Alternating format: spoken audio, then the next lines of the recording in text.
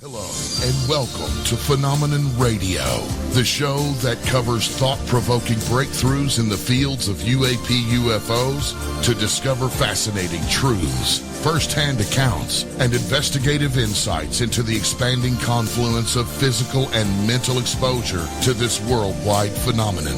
Hosted by world-renowned experiencer of the 1980 Rendlesham Bentwaters UFO incident, John Buroughs, and Emmy Award-winning investigative journalist Linda Moulton Howe. And now, leading off the program, here's Linda Moulton Howe. Jenny Randles is a British author who served in 1982 through 1994 as Director of Investigations with the British UFO Research Association, known as Buroughs. She was born on October 30th, 1951, and in her 64 years, she has produced 50 published books, ranging from Life After Death, ESP, Crop Formations, Mysteries of Time and Other Dimensions, to UFOs. She also worked with fellow British UFO researchers Dot Street and Brenda Butler in the early 1980s to investigate the complex UK phenomena that the world has now come to know as the Rendlesham Forest incident near the RAF Bentwaters Woodbridge Air Base in December 26 to 28, 1980. Focusing on the Rendlesham military mystery, the three women worked together to co-write Sky Crash, a cosmic conspiracy released in 1984. 7 years later, in 1991, Jenny Randles produced another book entitled, quote, From Out of the Blue, The Incredible UFO Cover-Up at Bentwaters NATO Air Base, close quote. She began with the eyewitness account of a Woodbridge resident not under military control. His name is Gordon Levitt, and Jenny included a photograph of him in the book, stating that around midnight, as Christmas changed to December 26, 1980, he was the first, quote, who saw the unidentified object arrive directly above his head, not knowing that it would end up in one of the most controversial close encounters of all time, close quote.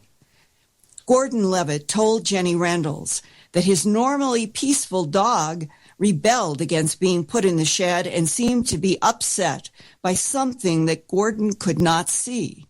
Outside in the cold air with his dog, Gordon looked up into the sky facing Aldeburgh and Sizewell on the North Sea coast, a few miles east of Woodbridge and Rendlesham Forest. Jenny Randles wrote on page 9 of her book, quote, Gordon Levitt drew in his breath.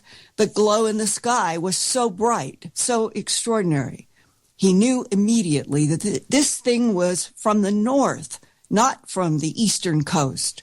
As the shining mass moved perceptibly in their direction, Gordon was aware that the usually implacable guard dog was shaking and trembling.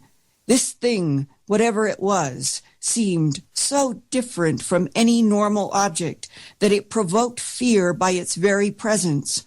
The air around him crackled with an eerie, invisible energy, close quote. Gordon Levitt told Jenny Randles that the UFO overhead quickly moved above him and his dog, and he estimated the size was about 2 times the height of his rooftop. Gordon described for Jenny Randles that, quote, the thing in the sky was shaped like a giant mushroom, except that from the underside it seemed to be an enormous oval plate. The color was brilliant white, almost fluorescent, and tinged with the faintest trace of green. It poured out light, but the rural surroundings were not illuminated by that light. This paradox confused Gordon. It made no sense. He had watched many aircraft fly over from the twin bases of Bentwaters and Woodbridge, but this was no aircraft. There was no sign of any doors, windows, or propulsion system. There was also no way of telling exactly how long it stayed above the roof. It may have just been seconds, but seemed like hours.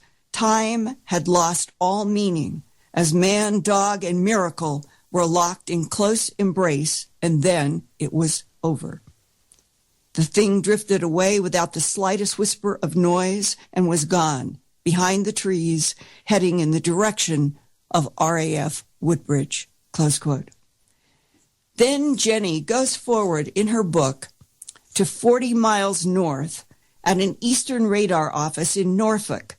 There, civil and military air traffic controllers worked together to control overflights across a sector of eastern England.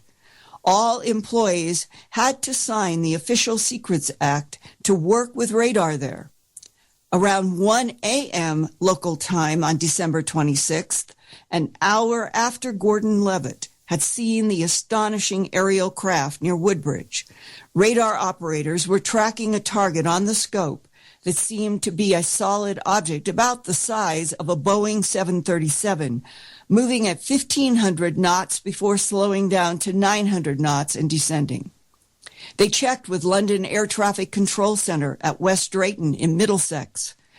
They knew nothing about the blip, but they did confirm 2 other military bases had reported an anomaly, a blip that went down into that big Rendlesham forest near RAF Bentwaters. There, for the next 72 hours, several military personnel, including our host, John Buroughs, were eyewitnesses to unidentified aerial lights and beams. A few others even described non-humans. After this brief commercial break, UK investigator and author Jenny Randles will join us on Phenomenon Radio.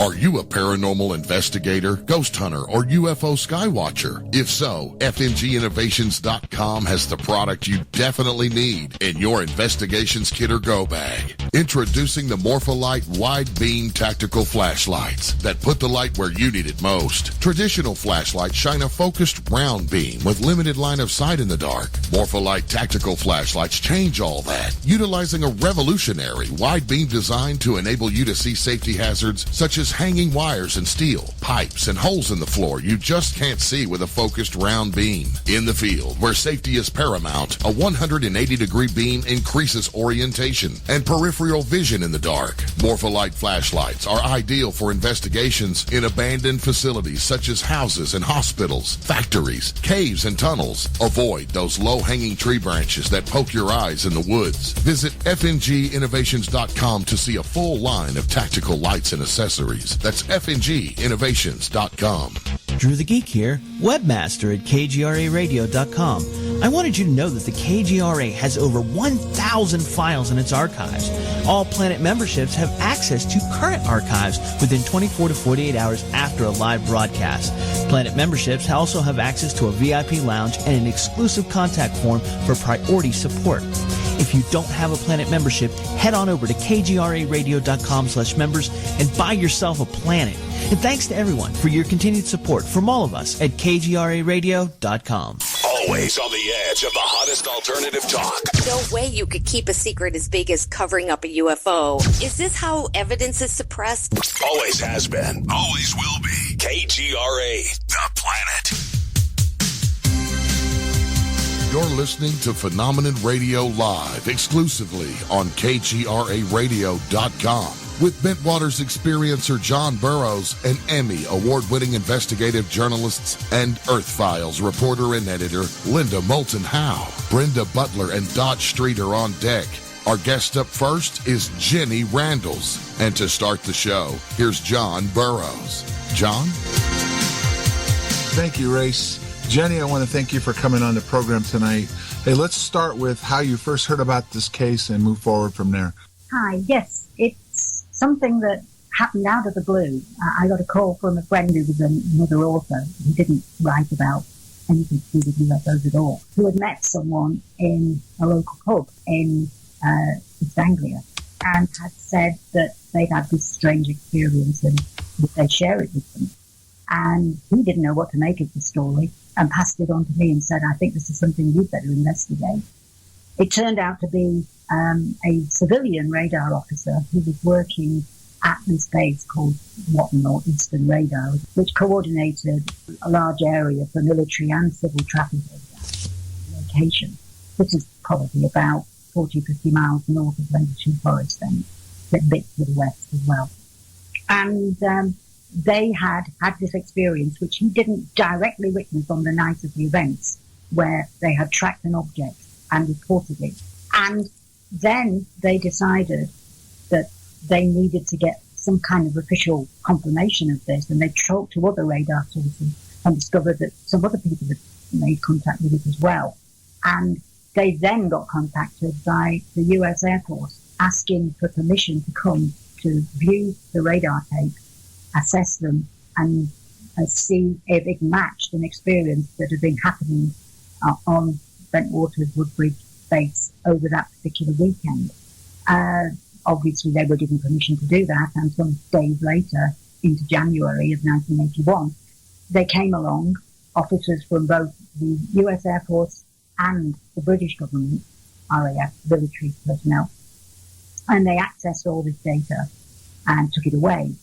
They told the staff at Watton base at that time, including the person who I spoke to, that the reason that they needed this was because of an extraordinary experience, which they then went on to describe in some details which was strange that they would share when taking away this radar tape, and details that did not become common knowledge about the case until many years later, but it included all the aspects of the sighting on the second night, in particular, including details such as the fact that it was tape recorded. So we had all of that information given to us by this source before the end of January 1981, before the case was even public knowledge of any kind at all.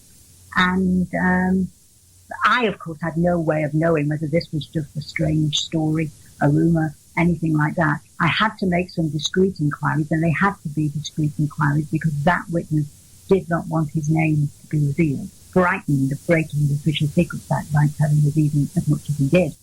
And he would not tell me the name of the other person who had actually had the radar tracking experience itself on the night when the events occurred.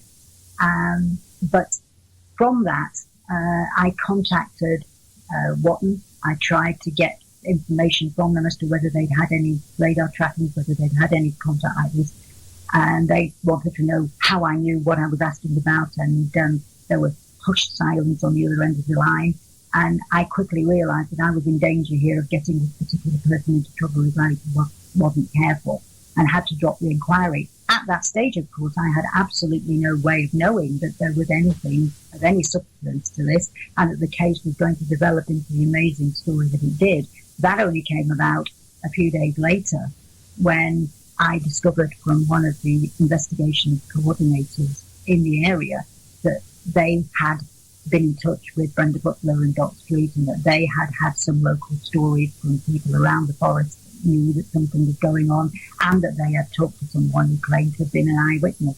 And suddenly I could put two and two together and realise there was a case here and start digging into it. And that's where the investigation really began. We coordinated ourselves together, and several years later we were in a position to write a book about what we found. Jenny, on page 100 in From Out of the Blue, you said, quote, one of the security police officers who was on duty by the East Gate called me anonymously in November of 1984, and it was about that there had been photographs, and that this security guard told you, quote, we took several pictures on the second night, but most of them came out all black. And then you said there was a John Cadbury who also discussed photographs with you. Were you ever able, even if you haven't been able to make them public, have you ever been able to see any of the alleged photographs of craft or beings or lights or anything? No, those stories certainly were prolific right from the start. Brenda and Dot were told similar things very early days, and it was a constant theme throughout the case that photographs were taken. But I have never seen any of the photographs, and I've never come close to finding anyone who had them or claimed to have them in their possession at that point. The common pattern was that they said that the photographs either did not come out and there was nothing on them, or that they were taken away from them. But yes, there are alleged to be photographs. What do you think about that story that Mike Verona, who had been at the site of the tripod marks on December 26th and took photographs? We see that photograph. We've all seen it with the Suffolk County police officer, the tripod marks in the ground that were marked by the sticks. And I believe it's Mike Verona that is in the photo, and that the story was that he hand carried the film that was supposed to have been taken and still negatives directly to Gordon Williams, who then flew it to Ramstein. Yes, we heard similar things to that in the early days as well from around the base. It was a common story about people on the base, but it was always very difficult separating truth from what was just a rumor that was spreading around, because once this case happened, of course, everybody on the base was talking about it. And many of the witnesses, in fact, most of the actual direct witnesses, were reluctant to come forward at that stage, understandably so. And so that was the big problem when we were writing Sky Crash. Probably about 50% of it is completely wrong. But there are bits in there that actually later you can see we had a very close grasp on the truth, and we were getting near to the reality, and we were talking to people who were directly involved. And it stands out now very clearly when you read it, which bits are which. But at that time, we had no way of knowing this because the case was unraveling very, very gradually. And at that stage, of course, we didn't even have the correct dates, and that was confusing everybody, because the dates on the memo that was sent to the Ministry of Defence by Colonel Holt misled the Ministry of Defence and everybody else who investigated from that point onwards in terms of the dating of the incident that happened. Right. Jenny, that's something that in your book, Out of the Blue, when you first made contact and started talking to people, what was the dates that they were saying the incident took place, and around what time did it start? The very first date we ever got, and this would be early January, was for the early hours of the 26th of December, so on basically Christmas night. A date that conflicted with all the subsequent reports, and in fact that particular person, a source on base who I don't think was a direct witness but was passing on information from someone else who was, they changed their mind subsequently and matched the story to the date that subsequently came out. But I think that the date that they had there was the correct date that they'd accidentally given us right from the start. And it was a while before we were able to realise that when we got those dates, we could identify genuine witnesses from ones who were probably just basing their stories on rumours that were coming out of the base. It was always two specific nights. It was that first one, and it was the events that followed in the wake of the party at Woody's Bar. And those were the only two that were ever significantly talked about. Now, obviously, we can surmise that there were other incidents, pockets of airmen who went out at various points over the period afterwards because of the knowledge that things were being seen out there, and they may have had experiences. But those two appear to be the most significant two events that we were told about consistently throughout. And Jenny, I'm looking at that document that Holt signed and dated January 13th, 1981, that he it was on Department of Air Force stationery, the subject unexplained lights. It was directed to the Royal Air Force, and it started in the very first words.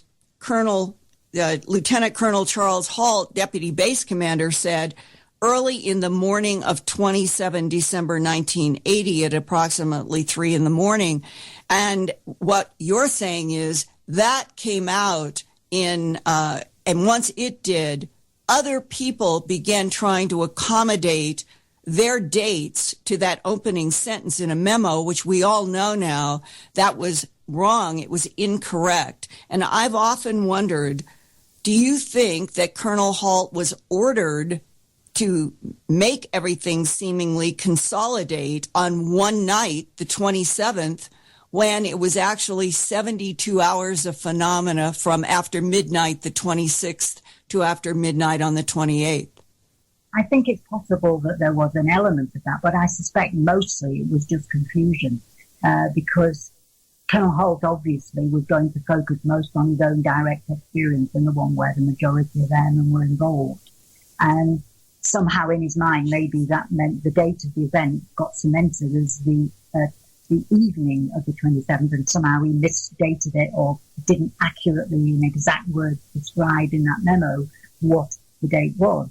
But you've also got to remember that was sent really almost as a kind of stop to keep the British government happy, because the base was effectively under tenancy from the British government. And although it was entirely staffed by Americans, it had a British commander with, in effect, just a kind of liaison between the base itself and the British government. And he was the one to whom the memo was given. And he was the one who sent it to the British government, and it found its way to the Air Staff Department in the Ministry of Defence in London, approximately on about the 16th or 17th of January. Now, that's interesting because they then didn't do anything for a few days, and it was quite some time before they had any documentation at all, something we now know because they have released all the documentation many years later, the alleged complete file on the Randles and Forrest investigation, so you can trace all the pattern of these dates. That, though, has to be matched against the fact that I got this call about the radar tracking about the same time. So in other words, the same week that this document supposedly landed at the Ministry of Defence. And from that point onwards, they have always claimed they started an investigation and didn't even know about the case prior to that. However, if that's true, then how on earth did I get that call? I talked to someone who knew all the details of an actual investigation that had been there when people had come along and taken away the radar tapes and started to analyse them. That should have happened several weeks later, but I'd already spoken to him by the time the first information supposedly found its way to the Ministry of Defence.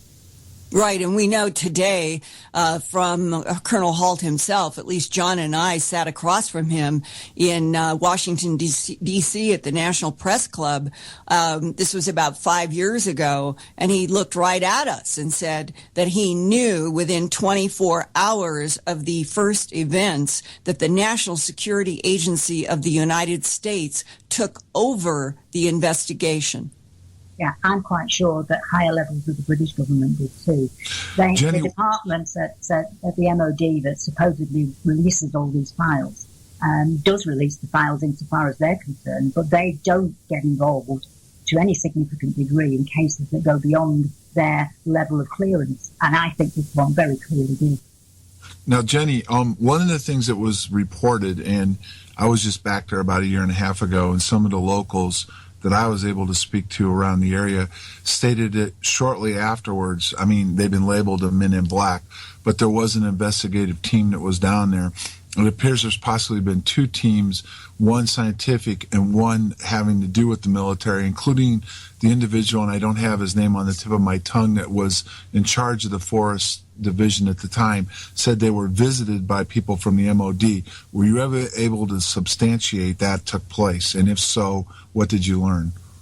We certainly talked to many people within weeks after the sighting of who had been visited. They had seen the forest almost cordoned off for a time. There were areas which were regarded as no-go, and there were teams which appeared to be doing some kind of a forensic investigation. There is absolutely nothing in the official stated record of the British government to confirm that, and they have always denied that any such thing occurred. So we do not know where they came from to this day. The problem with the British government is there are many little shadowy parts of investigation which don't necessarily have the same degree of openness as is supposedly created by a Freedom of Information Act. And getting access to them is extremely difficult. And there are still files about the case that have not yet been released.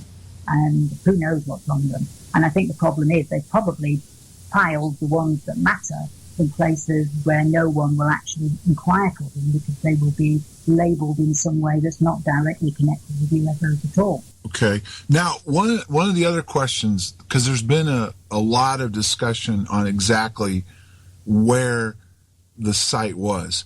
Early on, did you get taken out to the area where the pictures were taken and where the site allegedly was, based on also Colonel Halton in an interview a few years later stating there was numerous sites created after the event? So do you feel that you went to the site that where our incident took place and Colonel Halt was out investigating the night before all the other stuff started happening? It was recorded on the tape recorder. Well, I did at the time, and I've obviously got an open mind as to whether that's the case. Certainly there were false sites. I mean, there was a site that was found not long afterwards and well before the case became public knowledge, which had a giant arrow scratched in the ground next to it, almost like to say, go there. And that was not the location that everybody else was talking about. So there was a degree of distraction. But we talked to, there was a house nearby that was owned by a local gamekeeper and his family.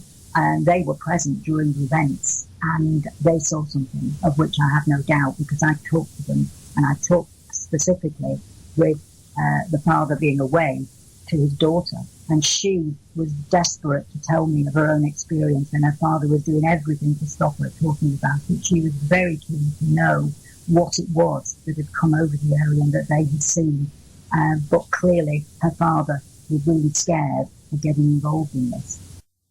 Jenny, where was the arrow carved in or scratched into the ground in relationship to Capel Green? I can't answer that question. That's a question you'll have to ask of either Brenda or Dot. They are much more knowledgeable about the local area than I am. I mean, it's many years since I've been there because of my domestic situation nowadays, where I have had to more or less give up investigating because I've become a full-time carer for my mother.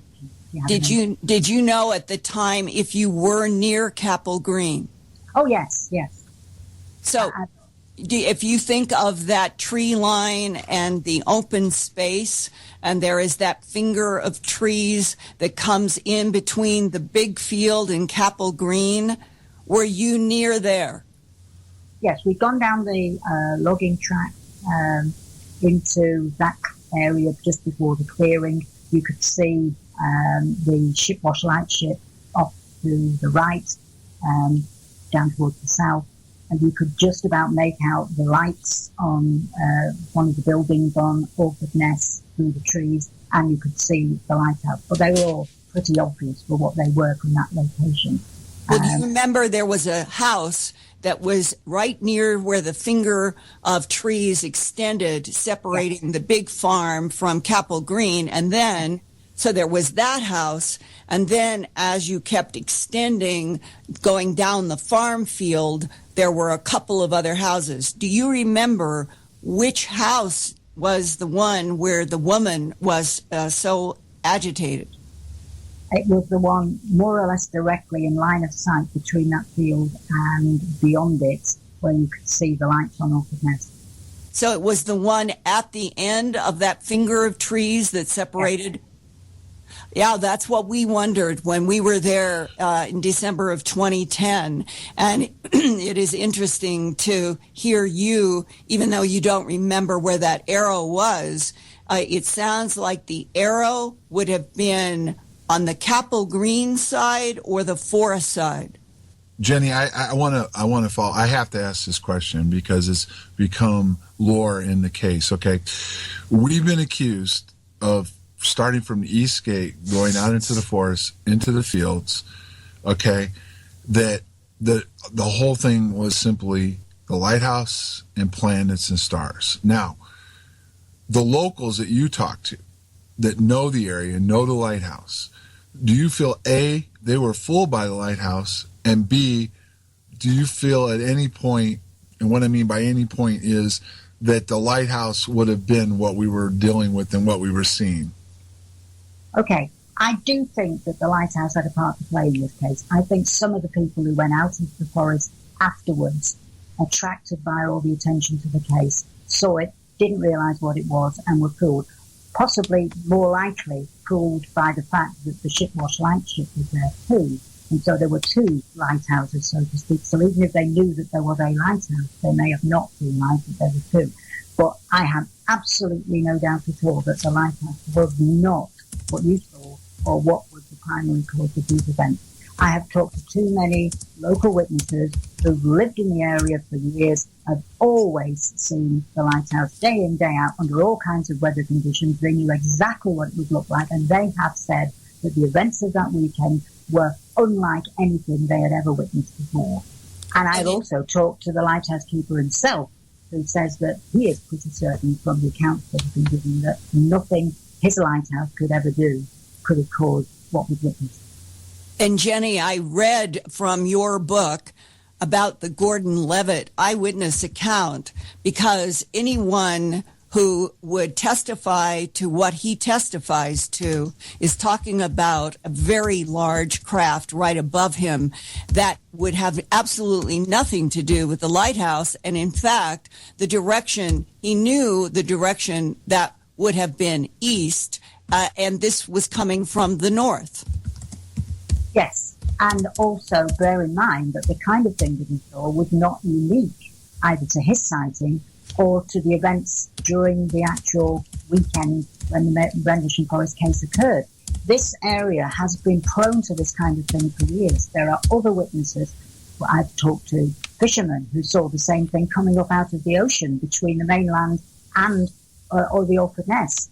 There is also, of course, the case involving the postman who saw something with his dog on the beach right next to the Sizewell nuclear power station, where this came up along the beach from the ocean, terrified the dog, made the dog run for miles, and which gave him very similar physiological experiences to what happened to some of the witnesses involved in Rendlesham Forest. So this is a kind of phenomenon that seems to have been prevalent in that area for quite a while before the Rendlesham Forest case occurred.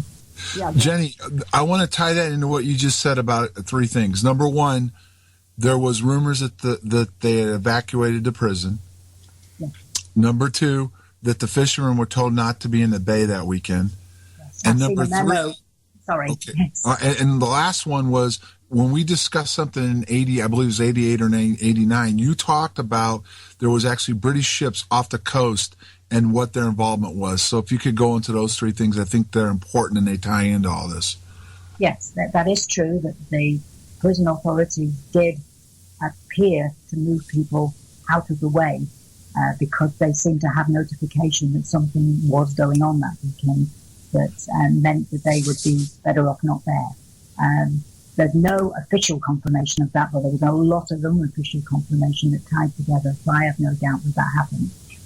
Secondly, I have seen documentation which shows that there was instructions issued to shipping off the area, particularly military shipping, to keep out of the way because things were going on that weekend, that they needed to be some distance away from the coast when they did happen. And also that personnel on board the ship were asked to be kept below decks whilst certain time periods of that weekend were occurring. And Jenny, I wondered if I could ask you about page 121 in your excellent book, From Out of the Blue, where you have a sketch by Steve Roberts, and it shows a craft on tripod legs, and there are two beings being dropped down or raised one way or the other out of this craft. Could you explain the story of Steve Roberts and what he told you about this sketch that he made of the craft on tripod legs with a beam putting some kind of little beings down or up? I think that's a question best asked of Brenda Butler, because she was the one with the closest contact and knowledge of Steve Roberts. And I think her judgment on what his testimony says and how credible it is in the light of many years now that's passed, I think is probably the one to go for. But I can offer my personal view, but it would just be a personal view. Well, we'll ask her in that next hour, but could you just explain for listeners what you know about Steve Roberts and what might have happened involving a craft and beings in Rendlesham Forest? I only know that Steve Roberts was the first person off the base to talk about the case to anybody, so far as we know, and that happened within a week of the incident, and that he gave the date of the first event as the 26th, the early hours of the 26th, a date which at that time didn't match what most other people were saying, but which of course we now know to be true. So that's in his favour. But he was also repeatedly talking about various things that many other witnesses have never mentioned and have actually denounced as being impossible, including he was always insistent that a major event took place which it appeared to be that the military were expecting and were ready for to film and so on and so forth, and that the actual overall base commander was there and was involved in some kind of communication with the entities involved. Now, this was a story that at that time was so at odds with what everybody else was telling us that it was difficult to know what to make of it. And to this day, I don't know why he has told a story of that kind which is so different from everyone else's. As I say, my judgment really is one that I prefer to make on the overall balance of the evidence from all of the witnesses, rather than pick out an individual and say, well, he said this and therefore we have to accept it as true. I have nothing else that I can match against his testimony for some of the things that he said that would make me personally put his evidence above anybody else's. Well, Jenny, we did an exclusive interview on Phenomenon Radio in August with Adrian Bustinza, who was a sergeant there, and you discuss him in this book under a different name.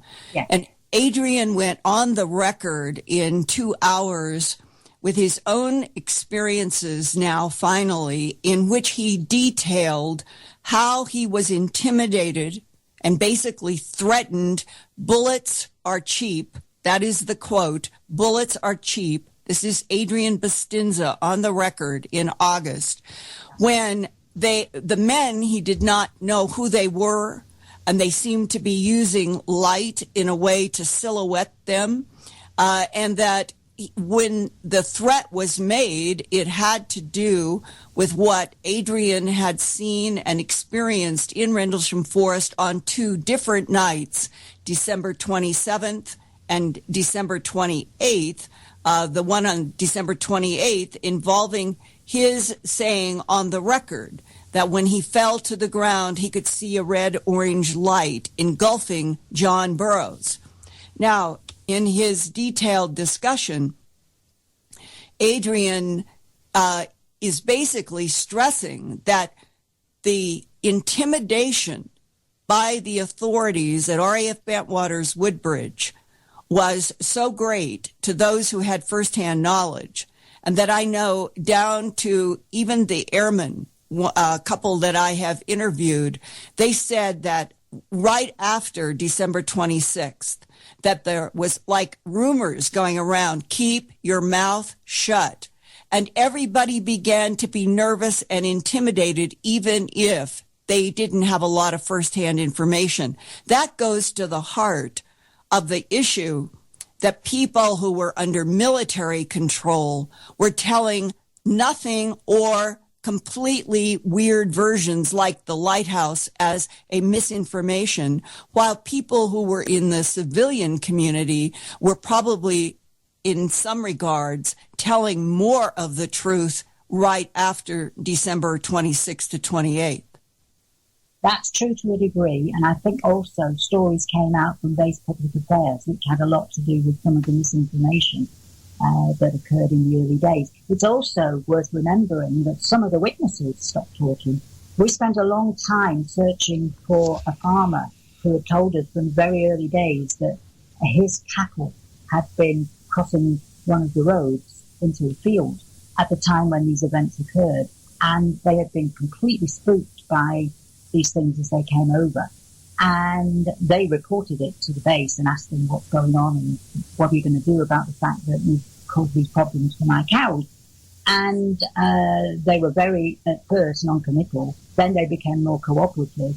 And eventually, apparently, he says, they paid compensation to him on the grounds that they should have been protecting him. But then he disappeared and we had to track him down. He'd moved a very long way away and he became extremely reluctant to talk about what had happened. And he just confirmed that, yes, he had basically been paid off by the US Air Force in order not to talk any further about what had happened to him. And that's why you've never heard him publicly talking about the footprint. So it did happen to some degree with members of the public as well. Also, bear in mind that I got a call from a government scientist who was working on an investigation into the alleged burn-up of the Soviet satellites that occurred earlier in the night, about 8 minutes past 9 on Christmas Eve, on Christmas night, 25th of December. And he came to me telling me that he had no interest in UFOs. He'd been put on to me by a contact who said that he should talk to me because of my knowledge of what happened later in the night. And that he had investigated and found, to his great surprise, that something very strange was indeed going on here. And he issued quite dire warnings to me. He basically told me that if what he thought was right that had happened here was true, it was a major government scandal, and that the truth if it ever came out would cause a great deal of international attention.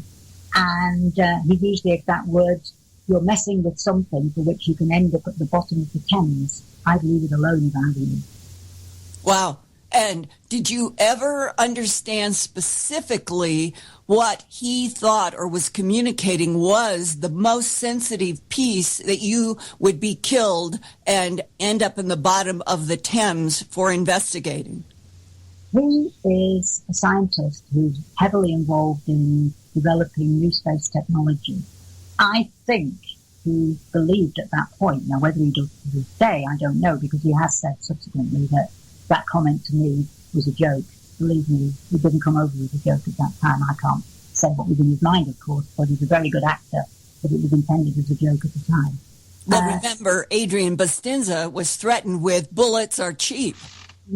Yes, and I think that he believed that it was something to do with the presence of the Aerospace Rescue and Recovery Squadron at the base, and that they were aware of the presence of a Soviet satellite, which actually came down in the early hours of the 27th, and that they thought that had some secret hardware on there, and that they were developing some kind of technology that might be capable of actually shooting it down or interfering with its communication with computers and so on, or whatever.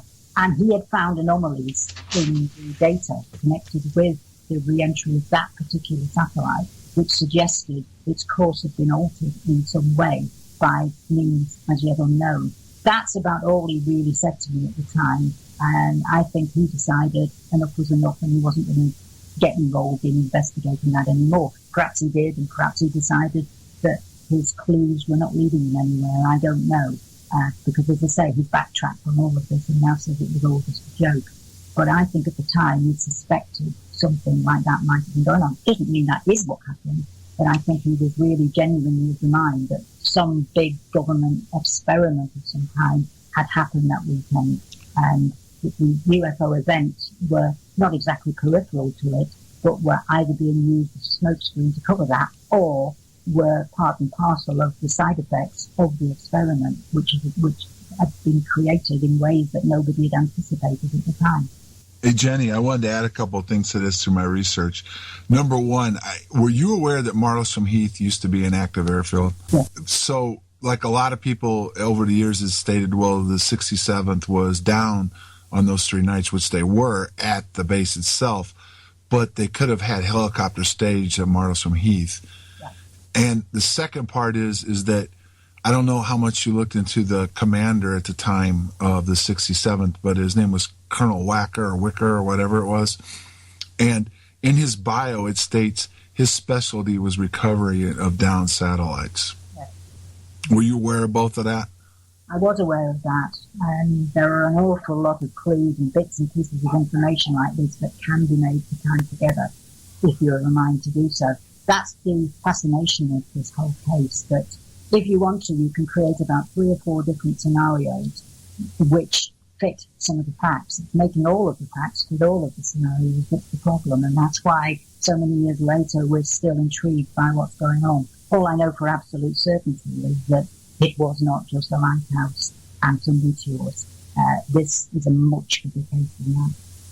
Okay. And Jenny, is it possible that Cobra Mist and some of those projects that were ongoing in that region at that time in December of 1980 may have been interacting electromagnetically with the environment around, let's say, underground or above ground in that RAF Bentwaters Woodbridge area, and that might itself have opened up some focus for extraterrestrial biological entities, whether in a drone or a manned craft from underneath the ocean, to actually focus on Rendlesham Forest for those 72 hours.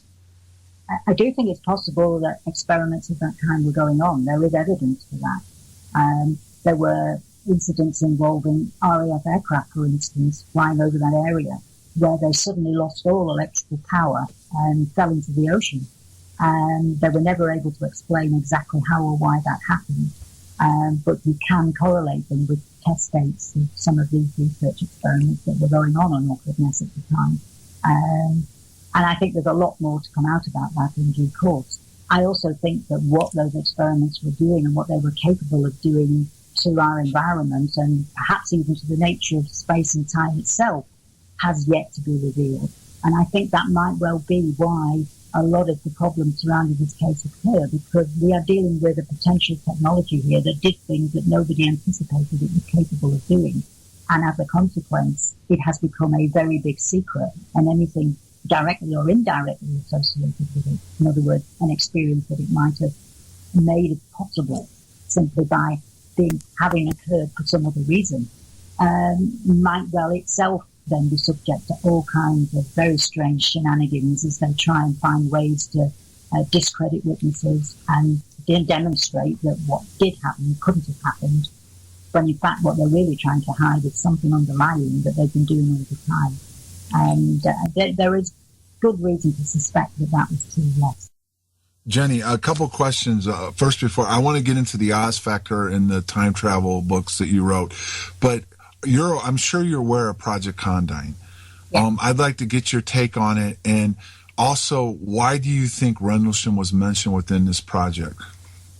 Well, I think there's evidence within it of the physiological effects and of the presence of a very obvious, to me, electromagnetic field, which is clearly associated with some UFO or what some people prefer to call UAP events. And therefore, that was the line that they were really taking. The whole point of the Condign Project really was to demonstrate that there might be something physically real behind UFO events that we haven't yet fully understood, that potentially it might be a threat to aircraft and air travel, and that therefore it was worth doing research into.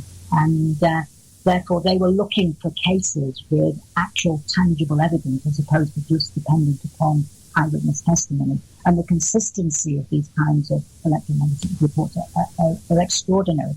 For example, my very first contact really with anything connected with the Rendlesham Forest case wasn't the phone call from the radar officer. It was actually a witness who had seen something on the night of the 21st, 26th of December from northern Portugal, who contacted me in the first few days of January. Now, I had no way of knowing when that happened, but that was anything to do at all with the Rendlesham Forest case. And in many senses, maybe it hasn't. But what they described was an extraordinary encounter with what most people would say had to be one of those re-entries or fireballs or whatever that occurred on that particular night because of the way the timing seemed to match. But yet their experience of it was so bizarre that it called that entirely into question. For example, there were two men. They were on the coast, northern coast of Portugal, so well south of England, several hundred miles away, and they saw this object come across the sky change course, which obviously no re-entry or fireball meteor can do, and then head off out in the opposite direction. It passed directly over their heads, and as it did so, it caused their skins to tingle, their eyes to water, and they ended up for the next 2-3 days with a red rash on their skins, which they believed was caused by the presence of this thing. It was relatively low. They saw its reflection in the ocean as it went above them and beyond, heading off towards what would be that southern eastern coast of England. And they described almost identically these physical symptoms that so many people do in the presence of this kind of object. Wow. So one of the things that became clear, and I noticed early on you said that there are files that they're probably placed somewhere else that are hidden under a different nomenclature or whatever. But one of the things, when I did some inquiries with the MOD over the last couple of years, and I've eventually got sectioned where they won't even talk to me now until these 18 files that they all of a sudden got caught red-handed still holding on to, was what was interesting in them, at a certain point, they changed their files from UFOs to UAPs. Yes. And that they're holding 6 policy files. And the other thing about it is that a lot of this stuff, including Condign, is still redacted, which means it's still classified. I'd like to get your take on that, being that you're from the UK, and what you think about that. And do you think that's where some of this stuff could be hidden? Oh, I think a lot of the files are redacted mainly because they will touch upon secret experimental projects that have either originated out of UFO research or have caused UFO sightings, and therefore they have a problem in discussing them in any open way. I've investigated many cases where I'm absolutely certain that what was involved was some kind of experimental project. And in a country like Britain, which is relatively densely populated, it's a small island with a lot of people on it, it's almost impossible to keep any kind of secret experiment away from prying eyes. In America, it's much easier because you've got large areas of desert where you can do that. You've got plenty of locations to get away from many people. But that's not the case in Britain, so it becomes harder. And I think, therefore, there are 2 ways this can work. One, they can create something which is built upon information that they've gathered from the UFO data that they've collected over the years. And they are still collecting UFO data. They have officially closed their project, but of course we all know they haven't. It's just gone underground, gone under a different name, and that research that was going on before is still going on because they know it can benefit them, and therefore they don't want to lose access to this information. The other way is that they can actually create something, test something, and try something, and it can be very useful for them to actually use the UFO phenomenon as a cover for that. So they're happy if people report what they create as a UFO phenomenon. I know one specific example. Way back in the early 1980s, there was a sighting quite close to the Air Force base at Lakenheath, which is just a bit north from where Rendlesham Forest is. And the person who reported it to me was a government scientist. She was extremely well connected, very educated. And I knew from her sighting that she'd seen something quite extraordinary. And she gave me a good detailed account of this. The base itself categorically denied any knowledge of it, any connection with it, etc., etc. Years later, I was actually giving a lecture to an RAF base, and senior officers there took me on one side afterwards at the dinner and said, "You know that story you talked about?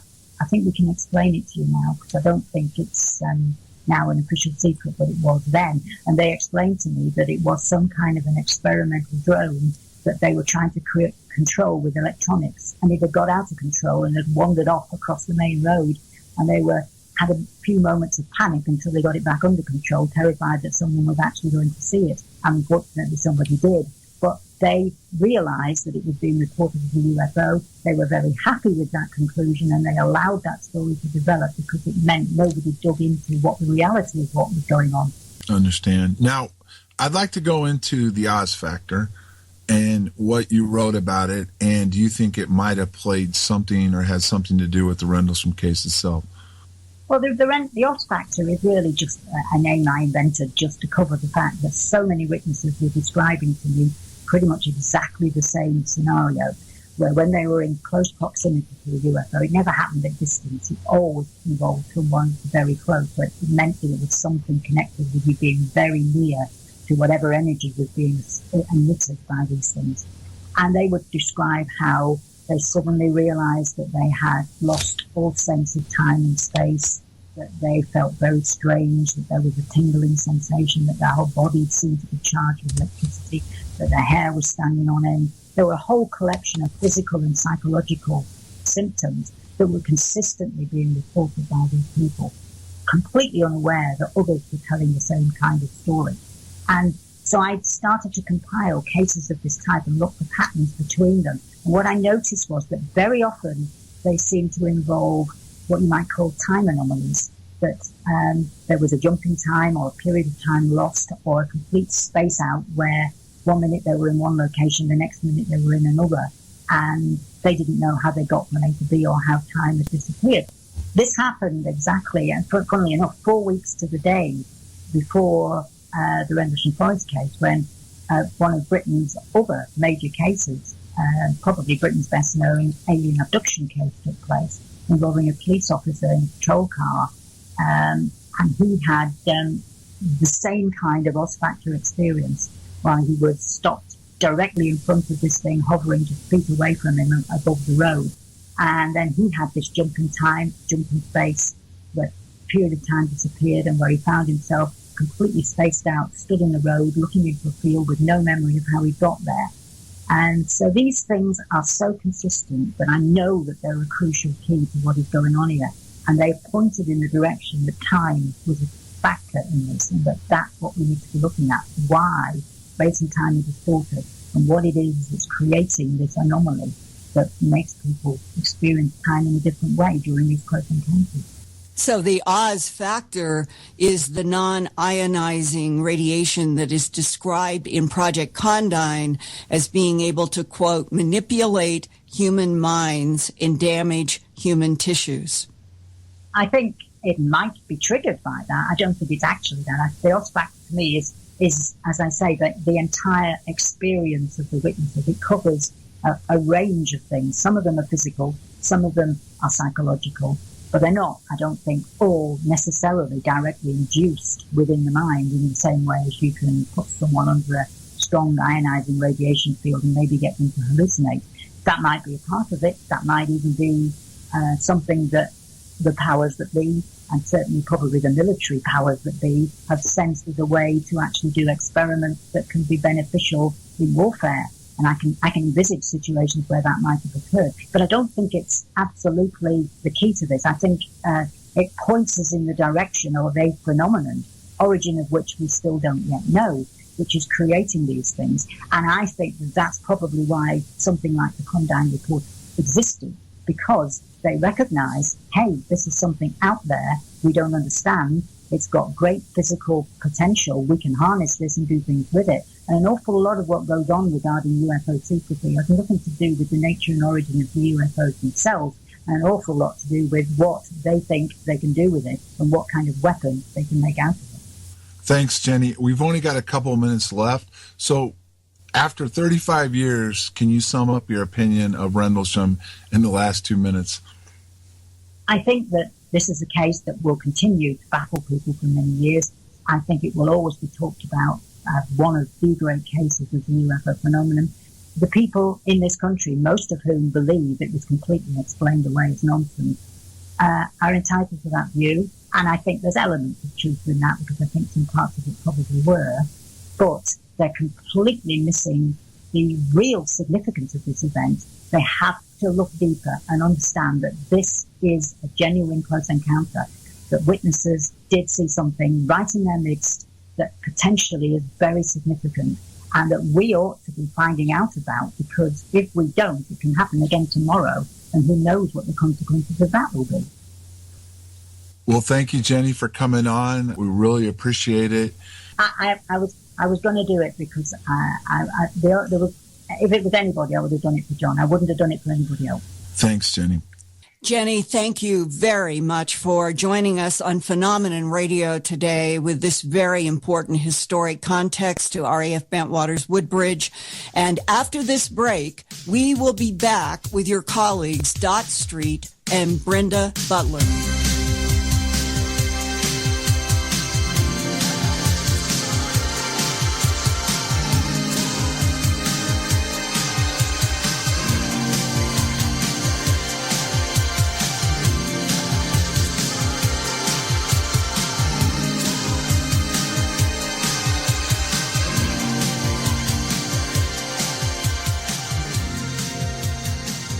Drew the Geek here, webmaster at kgraradio.com. I just wanted to let you know that all the KGRA show pages have been updated.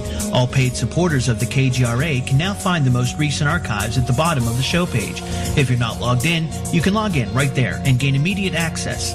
Keep your eye out for more premium content exclusive to paid members. If you don't have a membership, head on over to kgraradio.com/members and pick one up. Thanks to everyone for your continued support from all of us at kgraradio.com. Your best source for live UFO paranormal talk radio. kgraradio.com.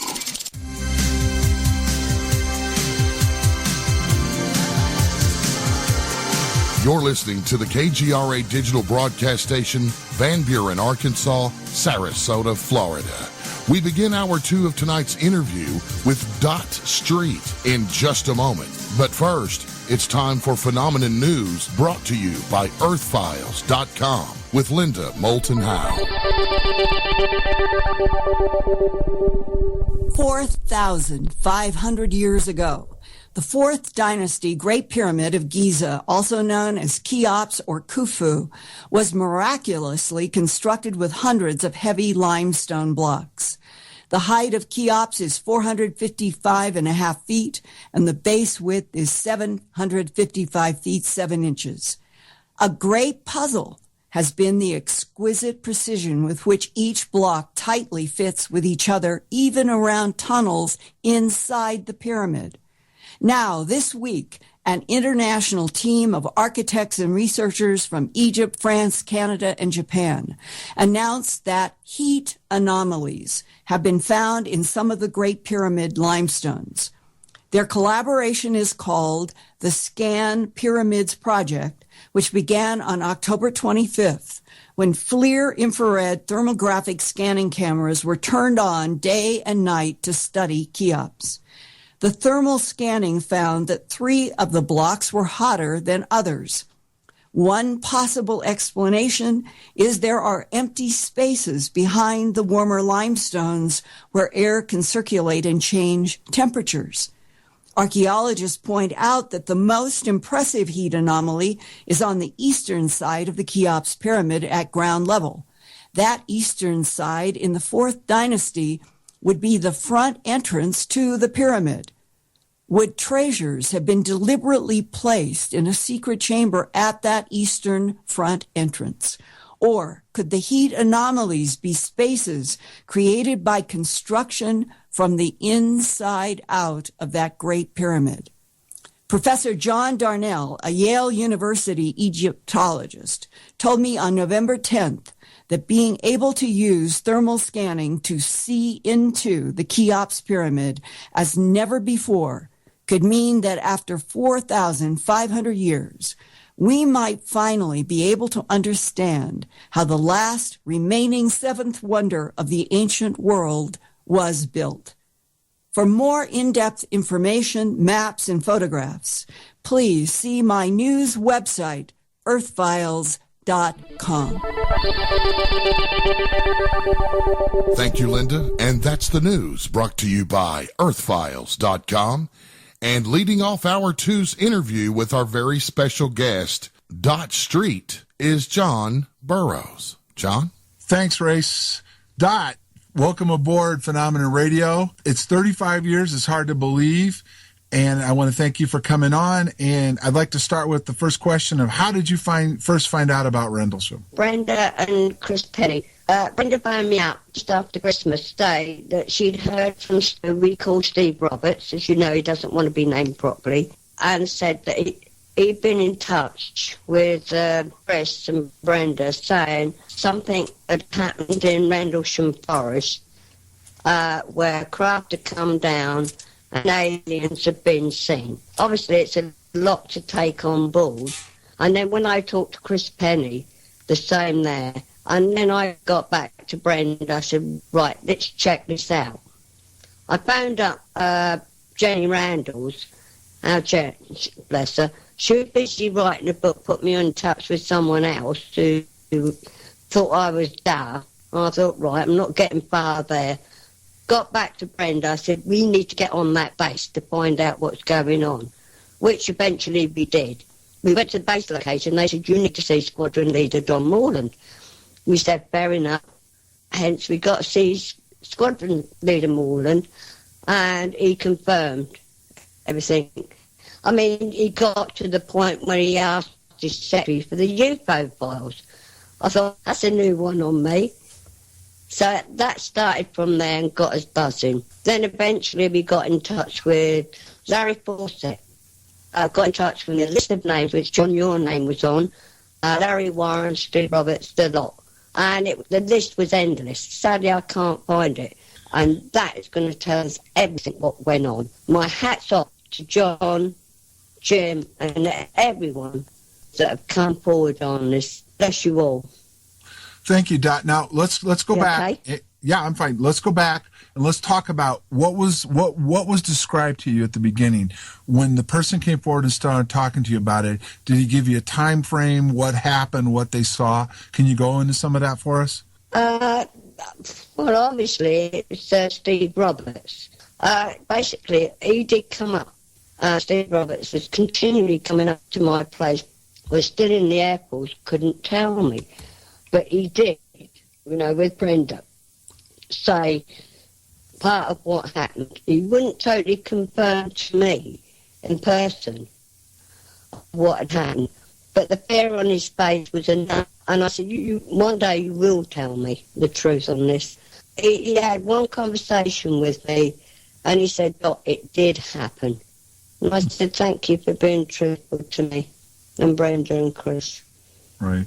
Did he give you any dates or times, or did he just tell you something happened? Yeah, because when Brenda and I were doing the investigation on it, we was getting all these different dates, 26th, 27th, 28th, 29th. Where's all this coming from? It's only supposed to have happened over about 2 nights. But what we didn't realise, it was happening over the midnight hour, which you got, say, 26th, 27th. That is the midnight hour, because after midnight it goes into another day. Then we realised that's what was going on. And the more you guys came forward, we was getting a time frame of where the incident was happening, say, I believe, round about 11 o'clock, and still going on after midnight to about 3, 4 o'clock in the morning. So that's where you get your dates from. I see. Now, right after the incident, you guys were the first ones to start interviewing people. Can you go into some of the people you interviewed and what they told you early on, besides Steve Roberts? Well, civilians, obviously, because Brenda did quite a bit with the civilians, although I was with her, with some of them. The field, there's a field where this went into. There is a family called the Bose family. And they had, Mr. Bose, he had his granddaughter staying there.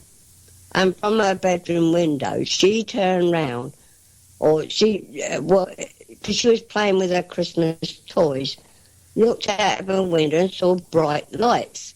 And she was saying, she went down to her granddad to tell him that she was talking about children in a field, not little people or anything, just children. And he wouldn't believe her, told her to go back to bed, but she was persistent. Okay. And eventually he came up and looked through the window and he saw it himself. He looked and he said she was telling the truth. Okay. But obviously the next day there was, I'm not going to say men in black, but there was people coming around that stopped him talking. And his granddaughter saw me and Brenda can confirm this, where we went to interview him, and he would not let us talk to her. I think it's the anniversary of Randlesham. She didn't want to be known. Obviously, by then, she's 30 odd. And confirmed. She said, I'm glad I've got to meet you, Doc. I said, so am I. I said, I'm sorry we couldn't talk. But she said, just talking to me was like lifting something off her head. That was that last civilian. Also, there was a chap in the bungalow, in the house just opposite the field, which pictures are being taken of, where he saw it all, and the craft and the aliens, and he was so scared he hid under the bed. And again, he's another one that was told to be quiet.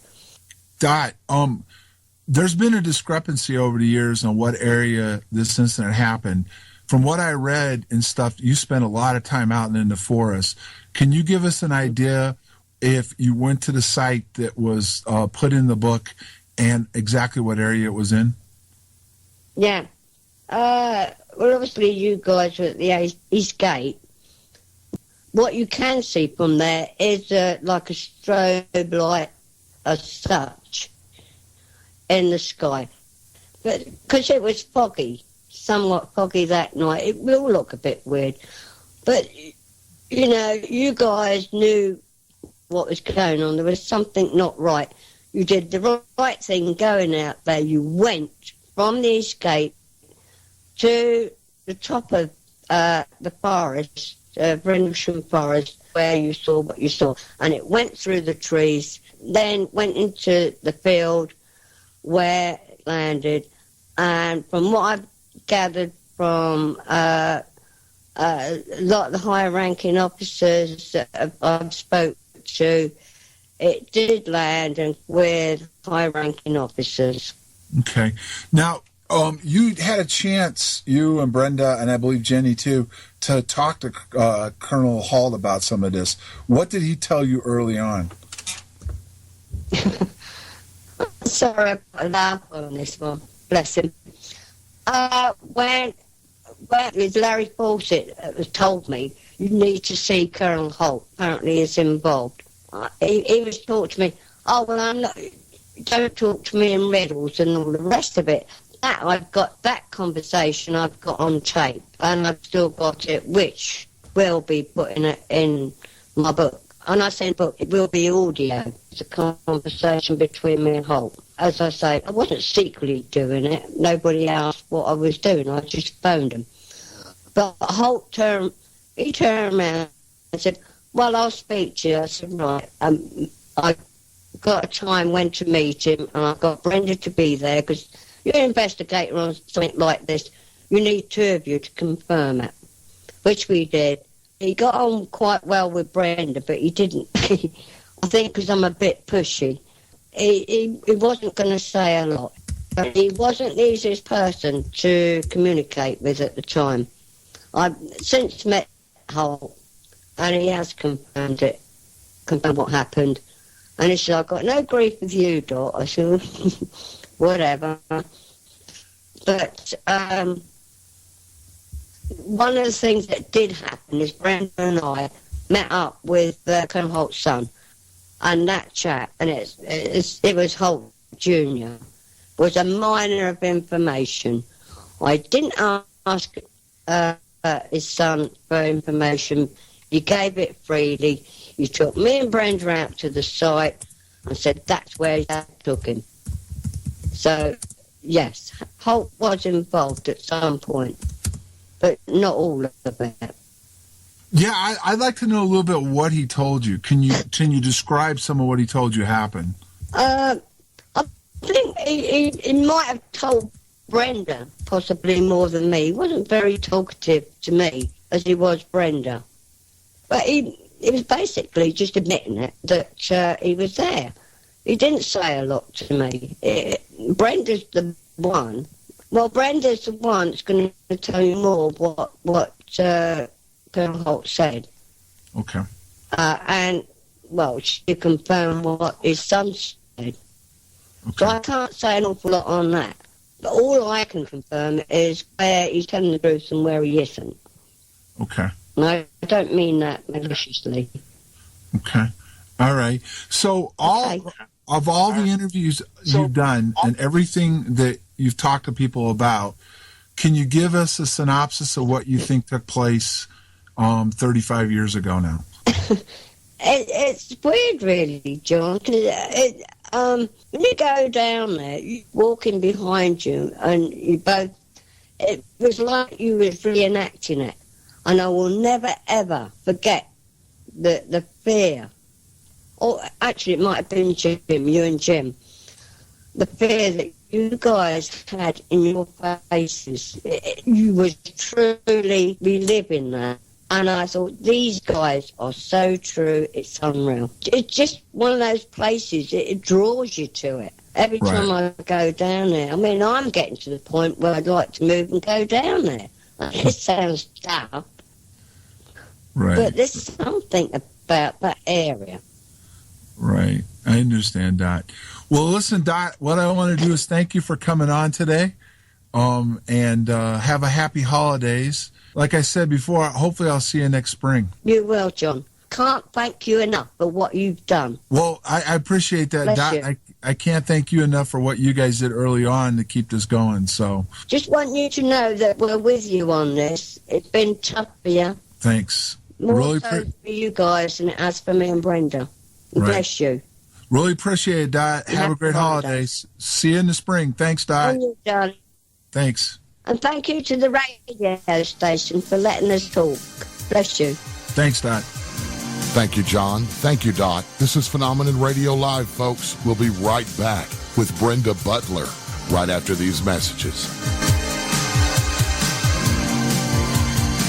Around the world for decades have come high strangeness reports of mysterious aerial lights, beams, animal mutilations, human abductions, secret space and military programs focused on an alien presence.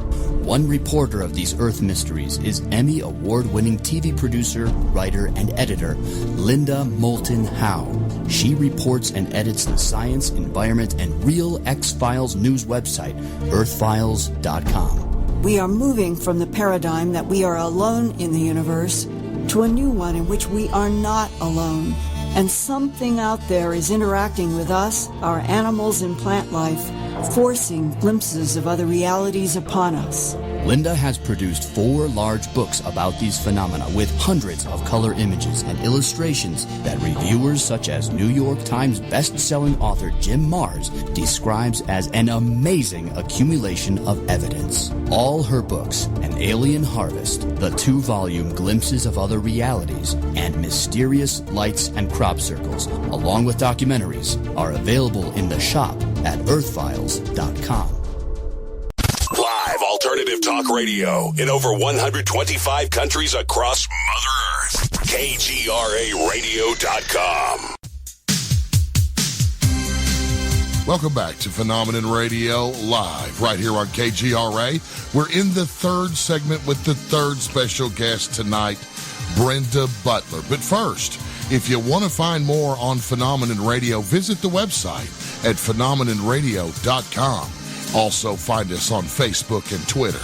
All right, leading off the third segment of tonight's program, here's John Buroughs.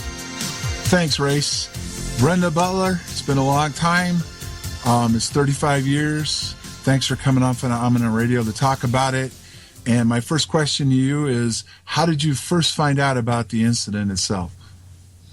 Well, we lived at Aldringham on the farm at the time, and on December the 31st, 1980, my partner, who was Chris Penny at the time, we were having a New Year's Eve party, and we invited a lot of Americans from the base because Chris was a musician on the base, and one of the people who we invited was Steve Roberts, who we all know now as J.D. Ingalls. And when he came, he said to Chris, could he speak to me? Because he had some information for me about something that had happened down the forest. And I came to the door and he started to tell me about the incident about a craft coming down in the forest, or an incident that had happened in the forest. As we had quite a few more Americans there from the base, I said to him, would you like to come and see me at my house? And on January the 2nd, J.D. Ingalls turned up at my house and he told me that there had been an incident in the forest down at Randles, and they thought that was some sort of craft that had come down and either crash landed or they had landed.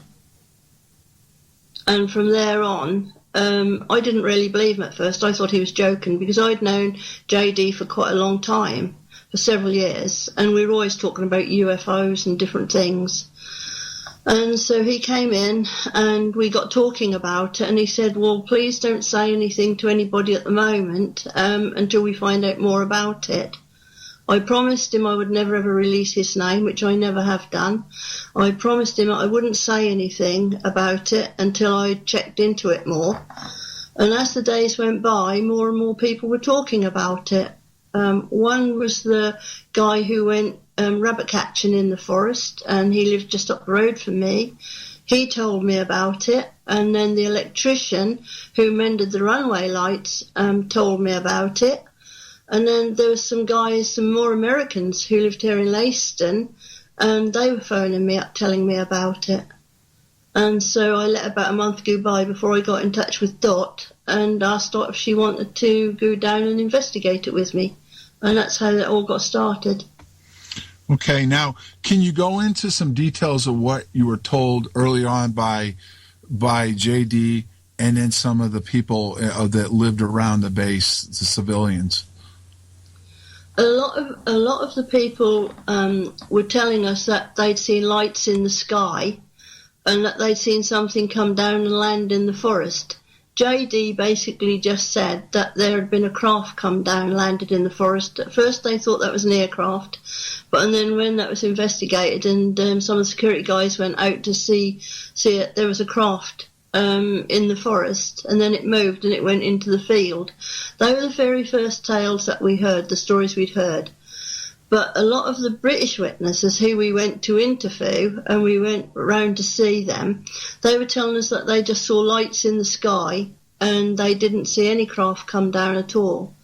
Now, before the News of the World 1983 came out, in October 1983, there was quite a few British people telling us and phoning me up, and even the police station here in Leiston, they were phoning up to say that they'd seen a lot of weird things happening down there.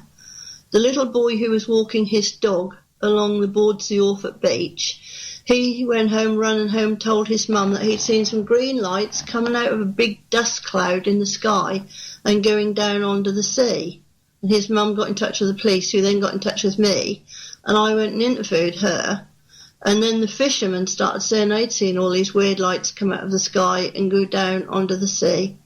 And from there on, we were just sort of like interfering and going round and researching everything that we could locally at Ike, at Tunstall and all around. Most people were telling us the same story about lights being seen in the sky and coming across the sky. Okay. Now, did any early on, now this is kind of important, did you get a sense, because I know after the Halt memo came out, the dates were different than the statements now show.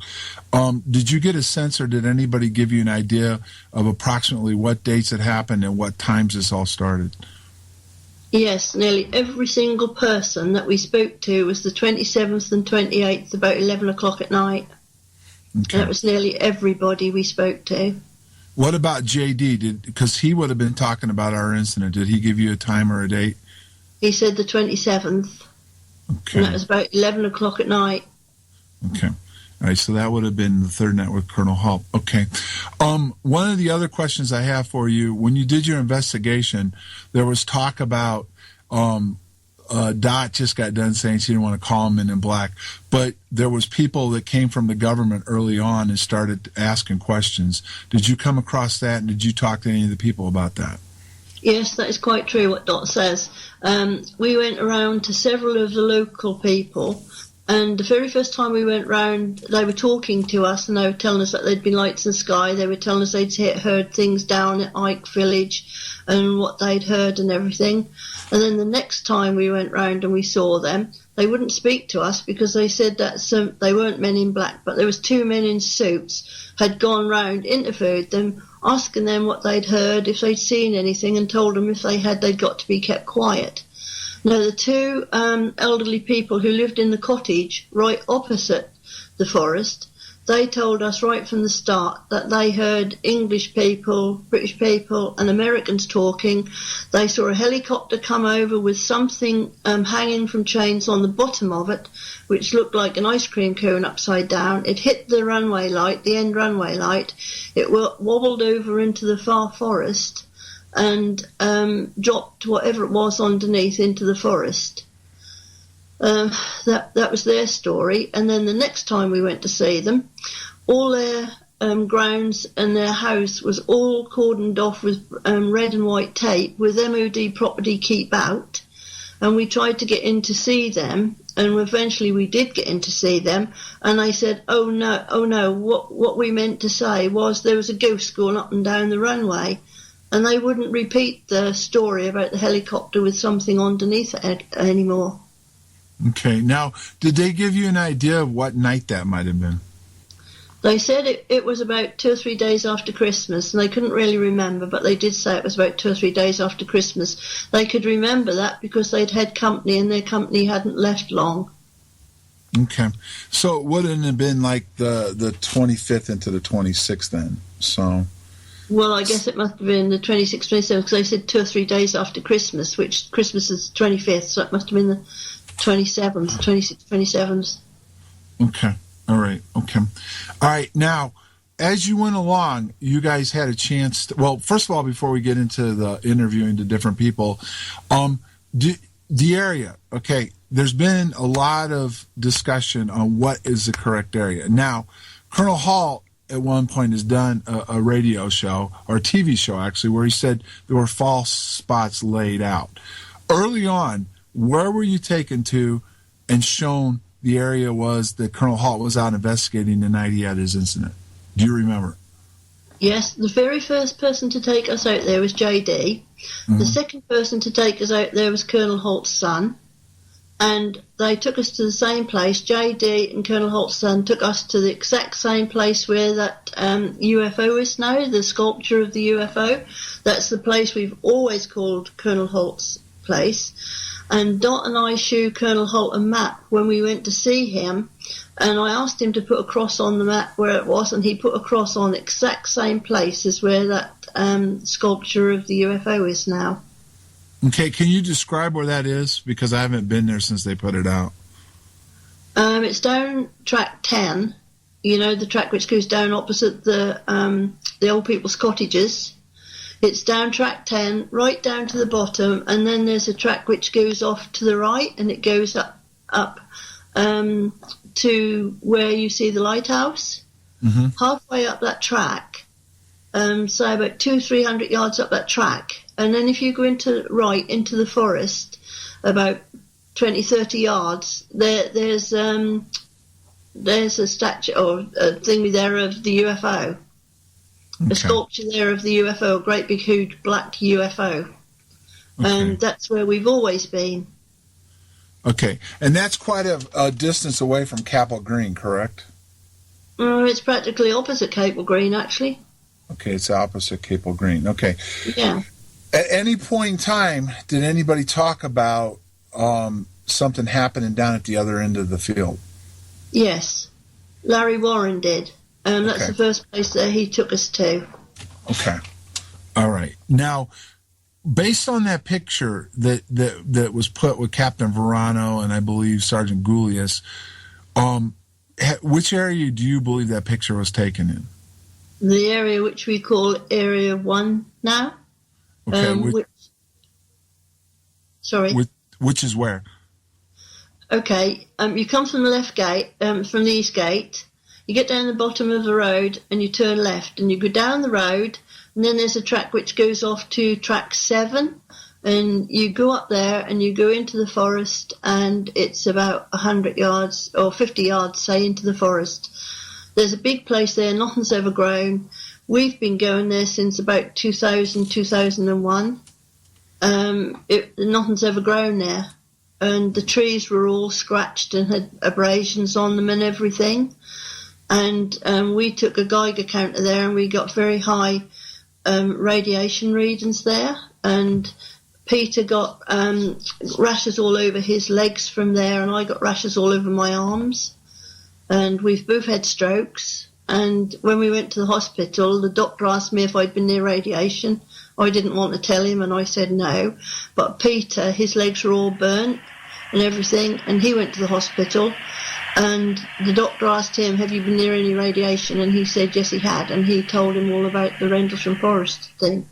And the doctor just looked at him and walked off. Okay, so for somebody that's been out there, if you centered yourself in the forest where the main house is, the farmer's house as they've always called it, everything you're talking about is to the left of the farmer's house. No. Okay, no. It would be to the right of the farmer's house, closer to Capel Green? No, it's nowhere near Capel Green. It's quite a way. If you stand at the east gate, yeah. Okay. And you look across to your left. Yeah, okay. You stand at the east gate and you're looking right across to the left. Okay. It's probably about 500 yards. It's over the airfield, the other side of the airfield. You know where the big back gate is, what they call the big back gate. Right, the crash gate. It's around that area. Okay, the crash gate. Okay. All right. Okay, so now moving forward from the location, let's talk about some of the different interviews you did with some of the different people and what stood out in the different interviews, if you don't mind going into that. Okay, well, one of the gentlemen that I met in the forest in 1987, he lived at Bordsey, and he lived his house was on the Bordsey cliff tops, and he very often went to the cliff tops because he'd got a telescope, a very high powerful telescope there, and he walked around the forest with me, and he was an ex-MOD man, and we got chatting and everything, and I asked him about the 1980 case, and he said, well, the very interesting thing was that he remembers that over the weekend of Christmas 1980 there was a lot of activity out to sea off Orford and Bordsey. He said that he watched from his clifftop home helicopters searching the sea, and he said there was a ship docked there, which I believe was the HMS Norfolk from Portsmouth, and just beyond the island, and there was a Tupelo off there. He could see the aeroplane going up and down. Well, I know that's true because that was reported on our news, and that was reported on the 27th. That was going up and down our waters. And then we were talking about the Cold War and that, and he said although he thought that people thought this had ended, he didn't think so. And he found this all very, very interesting, but he said he couldn't really say a lot more than that because he was still covered by the Official Secrecy Act. And he asked me not to say anything, not to the newspapers or anything about all of this and what he'd seen, which I said, okay, I wouldn't. Another interesting person that we interviewed was the gentleman who was walking his dog, and once again, he said that was on the 27th of December, and he was walking his dog where he always did. He parked down the bottom near Farmer's Boast's house, walked through to the forest and let his dog run around, very often chasing rabbits and that. And on this night, he saw lots of lights in the forest. Once again, that was round about where this UFO is in the forest. And his dog sort of started shaking, and he was a bit worried about his dog and everything. So he didn't know what was happening. He hid behind a tree, and he saw, like he said, a missile-type shaped thing in a crater, and it looked as though it had either fallen off an aeroplane or it had come down. Anyway, it was in a crater. And he said there was some men dressed like bee catchers, how he put them, but I guess he meant in radiation suits. And he said they were covering this thing up in the forest. And so anyway, he went home. He didn't like to stay there in case he was spotted. And he said there was a helicopter come over. So he got his dog, went home. When he got home, his wife said that he was shaking. He was very, very white. he told her what he'd seen, but he wouldn't speak about it again. When I took Keith Beebe up there from the newspapers and we went to interview him, he wouldn't speak to us, but his wife came and told us what he'd told her. And I don't know why, but not long after that, his wife died. But I mean, that's a coincidence, that is, but his wife died not long after that. Okay. That was another one of the interviews that we did.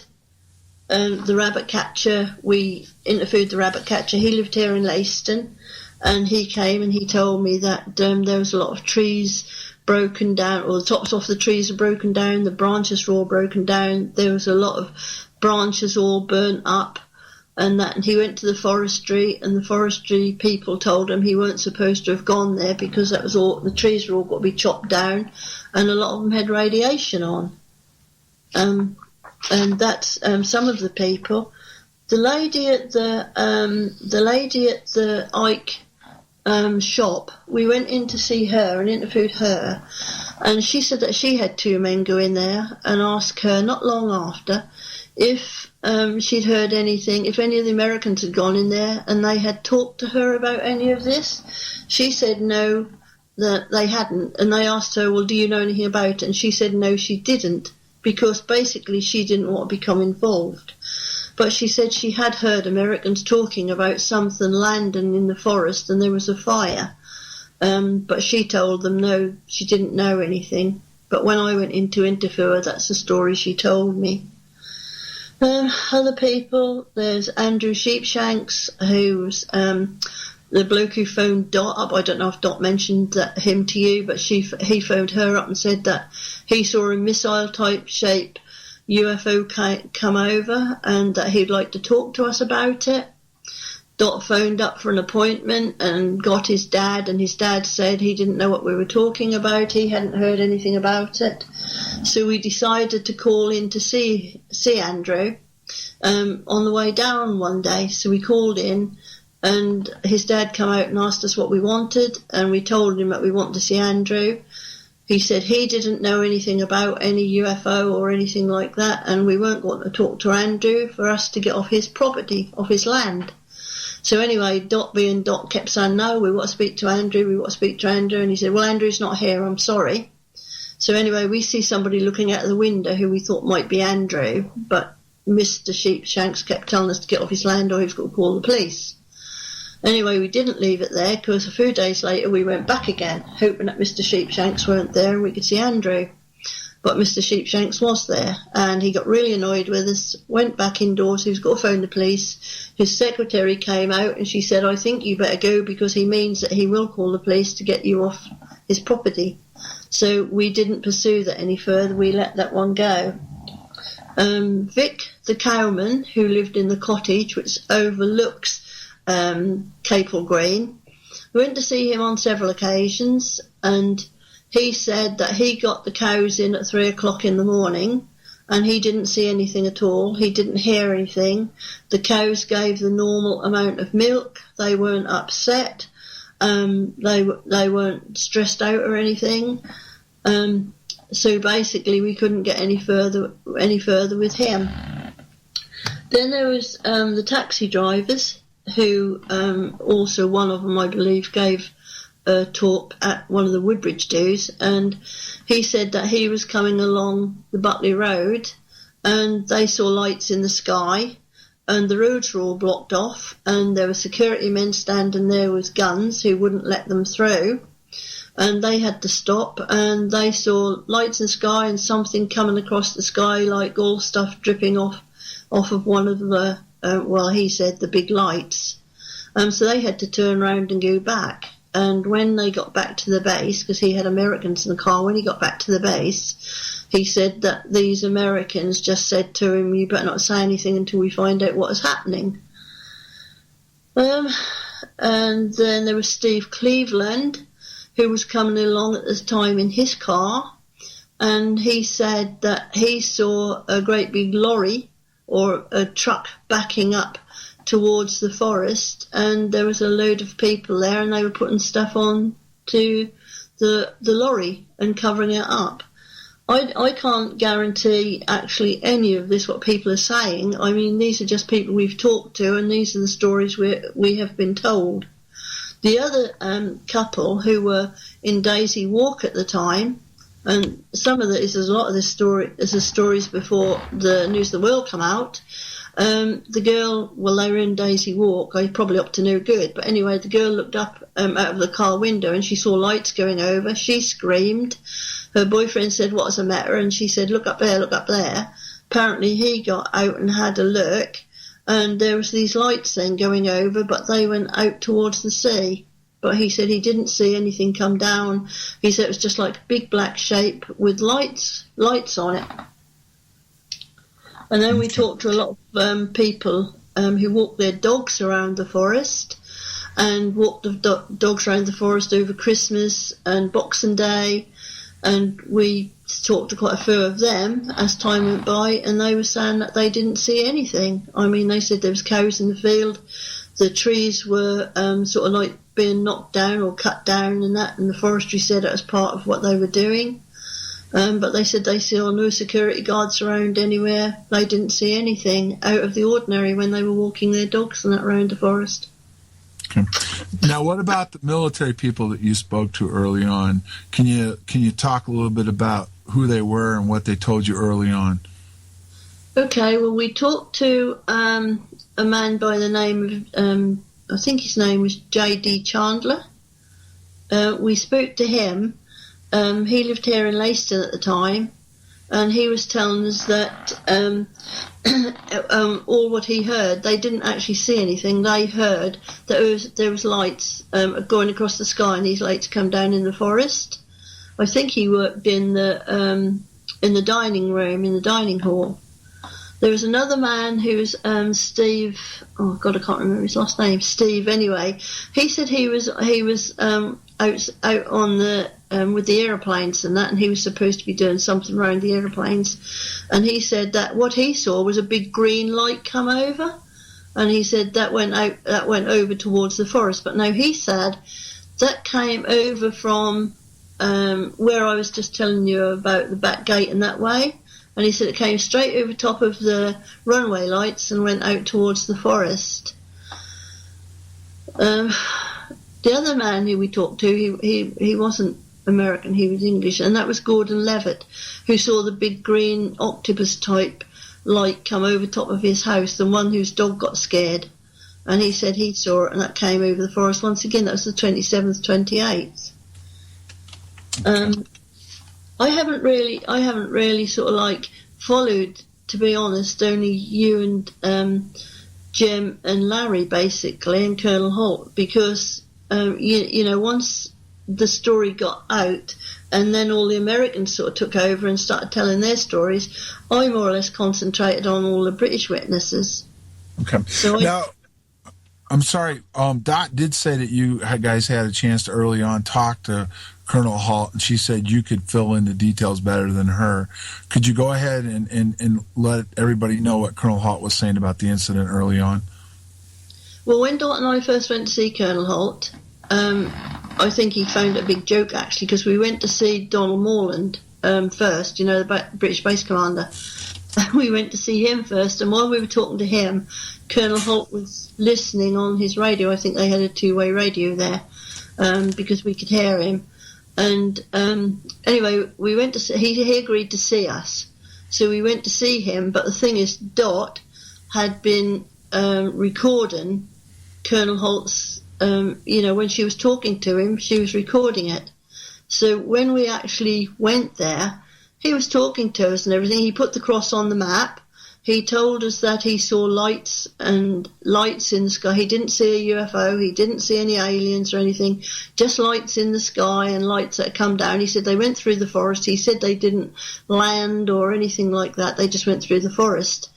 And anyway, as we were leaving, he thumped his fists on the desk and said, "Right, now I want you to tell me the truth, Dot." He said, "Have you been recording my messages, my telephone calls to you?" And she said, "No." He said, "Well, I know you have." He said, "Because when you record things," he said, "there's a little red light go on and off on my telephone to say that I'm being recorded." Well, of course, we believed him, didn't we? and he really upset Dot. And he said to Dot, well, next time you do it, he said, you know, that'll mean jail because it's illegal to do so. Anyway, that was the first time we saw him. And then we went and saw him on several occasions after that, but he always said he had told us the truth. Even though I said to him at one occasion, I said, was it a military exercise? Was it anything like that? You know, was it a bomb? Was it... Anyway, I went through every scenario that I could think of. He said, no, I am telling you girls the truth. He said, it was just lights going through the forest. He said, and that's all what we saw was just lights in the forest. He said, and then they took off, went over the field and went out to sea. He told us that he followed the lights with the other security guards. There was about, well, he's always said there was only 5 of them involved. And he said we went across the field, through a ditch with water in it, and then we went up on a big hill.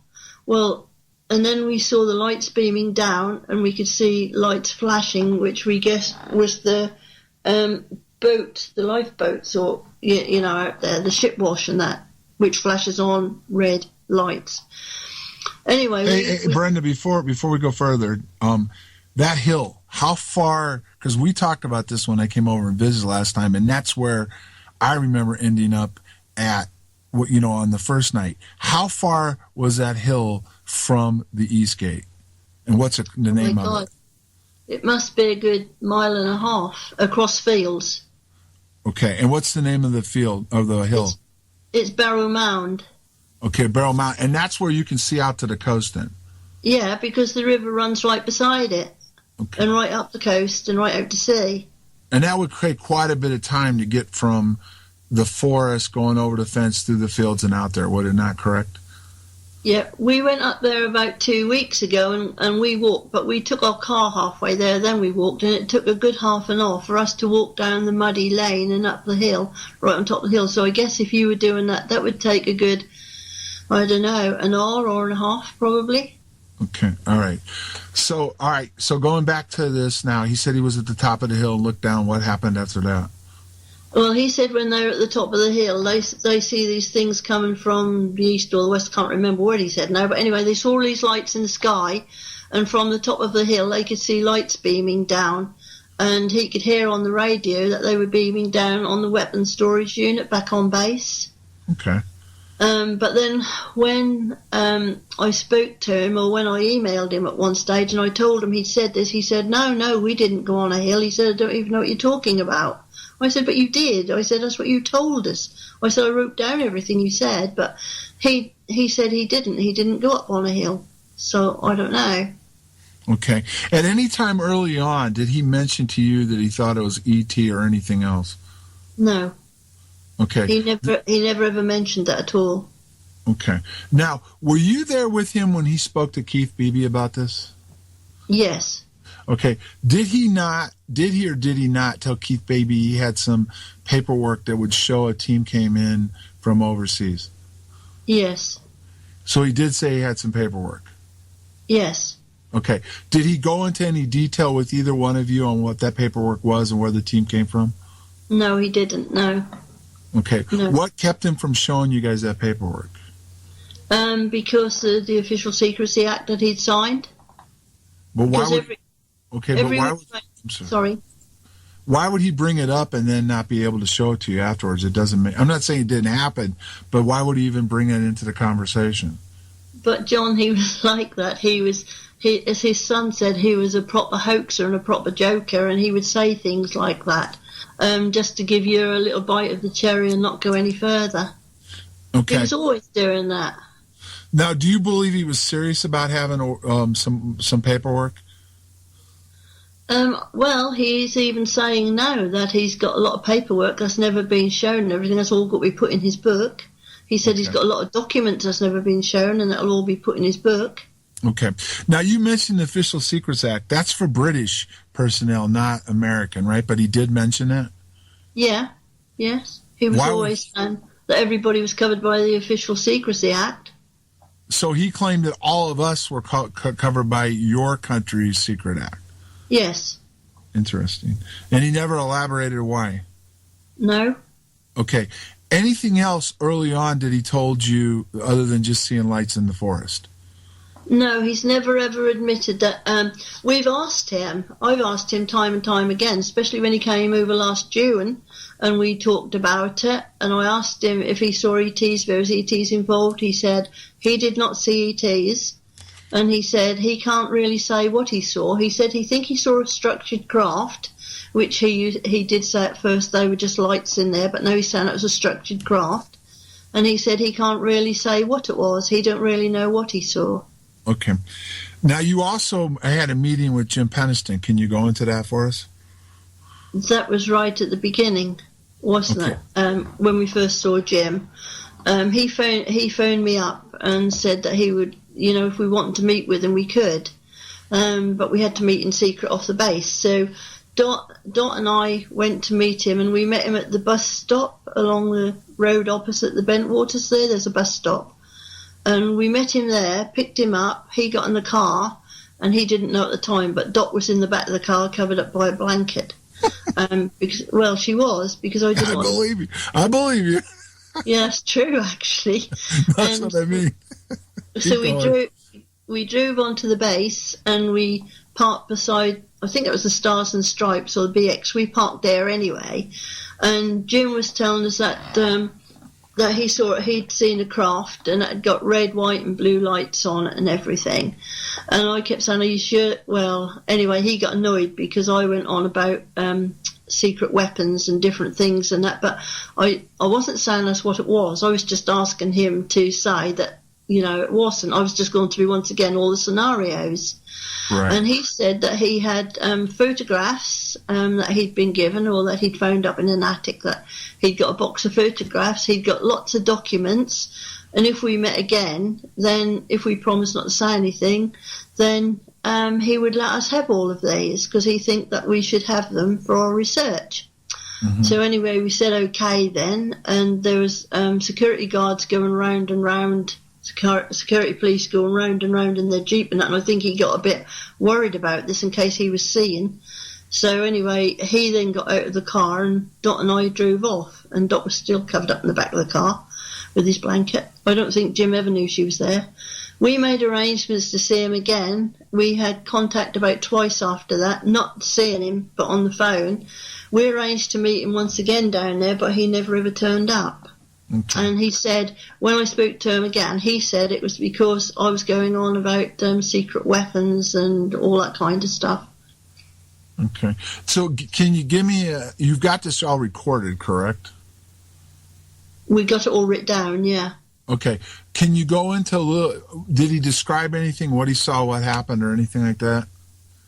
Well, Jim just said that he saw a craft with lights on it, and one corner was blue, one corner was red, and it was flashing red, white, and blue lights. He said it was a dusty sort of colour, a funny dusty colour, basically, and it stood there on the ground. That's what he was telling us. Okay. Oh, we didn't know whether to believe him at the time or not, but okay. So at that point in time, you never talked anything about seeing any glyphs, or it was black and shiny, or gave a real good description. He just gave you a general description of what he saw. Yeah. No, he didn't say anything about what he's saying now whatsoever. No. Okay. All right. Now, who else did you talk to that was in the military? Oh, God, I can't remember, John. We talked to quite a few people there. I phoned up Mildenhall and asked them... I asked them if you, Jim, or Colonel Holt was to say anything about this, what would happen to you, and they said that you would lose your pension, you would be court-martialed, and nothing must. And once again, you were covered by the Official Secrecy Act, and this was Mildenhall. This was, and you'd all be court-martialed if anything about this came out and you talked about it. When I told Colonel Holt all of this, because I got it all written down, and when I went out to dinner with him up at Manchester when we were doing talk up there together, he said, "My goodness, you have done your research, haven't you?" I talked to the PR officer up at Mildenhall. Public Affairs, right? Yeah. So they told you they were aware of the incident then? Yes. Okay. They did. And did they go into much detail other than just that they were aware something happened? No. Okay. No. They just said that none of you who are involved would be allowed to talk about anything. Okay. Now, there was one interview that Keith Beebe did that he talked to, I believe it was Colonel Moreland. Were you involved with that? Yes, Donald Moreland, yes. Yes. He mentioned that he went into some details about what we might have been involved with, or we saw something and reality and stuff. Do you remember what he said? I don't have it in front of me right away, but he did make some interesting comments about what we may have been dealing with. Did he not? I know when Dot and I went to see Donald Moreland, he said to us that what the men saw were lights outside the perimeter fence, and he said what they saw were little beings that looked like angels. He said they were like silver and shiny, and they were like little angels. And him and the forestry people and Colonel Holt all said to me and Dot, you ought to be thinking more technical than what you're thinking. And we couldn't think what that meant. And then Moreland had said, I think what they've been involved in, because Donald Moreland was very religious, and I think he thought that was something to do with God or something like that was coming and going. Okay. Now, over the years, or during that time frame, you had some contact with the British government. How did they treat you, first of all? And then I understand after the memo came out, they changed their tune. Can you go into some of that real fast? Well, we went up to the MOD, Jenny, Dot and myself, because they'd always denied anything had happened, and I'd been phoning them up, I'd been writing to them, and I'd got letters from them to say nothing had happened at all. They hadn't got any reports or anything of anything happening. So when we got the memo, we went up to the MOD, and we sat there for ages and ages, and nobody came. So Jenny got up and she said, well, and started waving the memo about and everything. And somebody soon came then, and we got took into a room behind a great big huge iron type door, and we were asked what this was about and everything, and we told them what that was about. And then this lady, she asked Dot, Jenny and myself if we would sign a document to say that we would not investigate or go to Rendlesham Forest and do any more investigations on that. Jenny and I said that we would if they could confirm to us or tell us what actually happened, and if that was of any danger to our governments or to our airspace or anything. Dot said that she wouldn't sign it, and in the end that was just standoff, because they wouldn't say anything to us. We said, will you tell us what happened then? And they said no, they couldn't, so none of us would sign it. And then I spoke to Lord Hill Norton and Glenn Carty, but Glenn Carty, Lord Hill Norton, and I spoke to Ralph Noyes. I went to see all three of them. But Lord Hill Norton said that he couldn't really comment because he would lose his pension if he did. Ralph Noyes said that he really believed that did happen, or something happened, but he weren't sure whether aliens were involved. And Glenn Carty, he said practically the same. He said that he was going to look into it and get back to us and that. Well, we went to, Dot and myself went to see him, and his wife was very nice and that, and she said, of course, they can't say anything. She said, that's why, that's all secret and top secret, and they're not allowed to say anything. Basically, so we didn't really get very far with that. Okay. Well, we're coming up at the end of the hour. In the last couple of minutes, it's been 35 years, Brenda. You've been through a lot. You've seen and heard a lot. Can you sum up where you feel Rendlesham is today and where it might end up? Well, I'm still investigating. I'm still having people come down there, John. People are still talking to me. People are still, saying what they think it was. But I don't know. I've got a funny feeling it's more to do with the Cold War, the Russians out at sea, the Russian submarine, the Russian plane, all for Ireland, microwaves, radiation. Basically, that's what I'm looking into at the moment, because a lot of people are now coming forward and saying more of that than it was ET. Okay. But then you've got Colonel Holt that you know quite well saying he believes it was ET now. What do you think about that? Well, Colonel Holt knows my views. I have sent him an email only about 2 or 3 weeks ago, and he hasn't answered me. He's continually asking me when I speak to him how far I've got my investigations, what I'm doing, etc., etc. I've told him, and he's gone quiet on me. So I don't know if he cannot talk about it, and if he releases what really happened, and are we going to believe the truth anyway, John? Come on, there's too many stories, too many scenarios. All different. I don't disagree. I'm sorry. Right. Sorry. I don't disagree with you on that.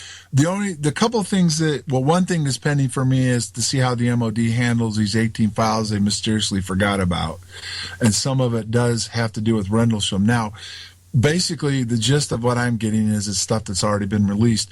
But the fact of the matter is that they told the UK and the world that they had no more files, and then I got them to admit they had 18 more, 6 of them policies, and some of it, shows where they changed from UFOs to UAPs. I think that's important.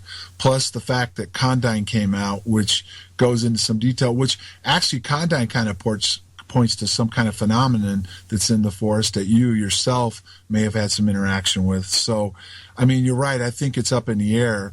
I've always felt from the very beginning it was something we were doing that drew something in. So, but like I said, I have to agree with you. I don't think the jury's still out on what's going on.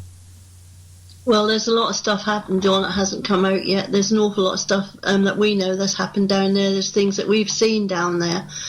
Colonel Holt told me at one stage when things were happening to me down there, and he says, "Oh my God, be careful because, the agencies and that." And I said, "John, Colonel Holt, I'm not scared."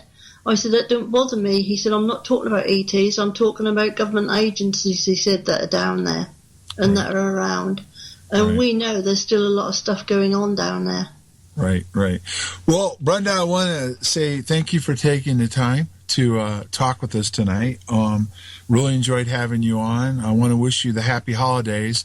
And I should be back sometime next spring. My son and I are going to come over for a visit for sure. So I'd like to sit down with you again when I get back over there. So that'll be great, John. I'm really looking forward to that. Thank you. All right. Thank you, Brenda. And enjoy the rest of your evening or early morning. And we'll talk soon. Okay. Thanks, John. Thank you. Thanks.